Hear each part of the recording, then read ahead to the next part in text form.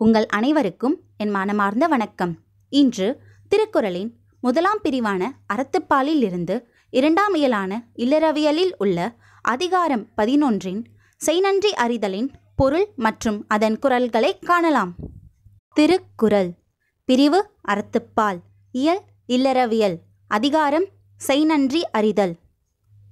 அறநூற் பாகுபாட்டின்படி அறம், பொருள், இன்பம், வீடு என வரிசைப்படுத்தப்பட்ட உறுதிப்பொருள் 4 முதலான அறத்தை கடைப்பிடிக்கும் இருவகை வாழ்க்கை முறைகளையும் கூறும் பெரும் பகுதி அறத்துப்பால் எனப்பட்டது.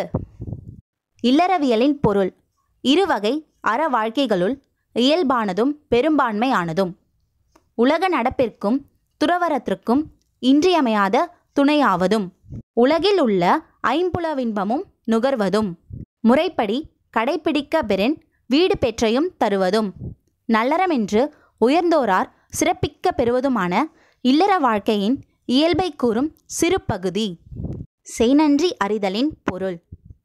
இன்முகத்தோடும் இன்சொல்லோடும் விருந்தோம்பி வேளாண்மை செய்தவருக்கும் வேறு வகையில் உதவினவருக்கும் நன்றி அறிவுடையராயிருத்தல்.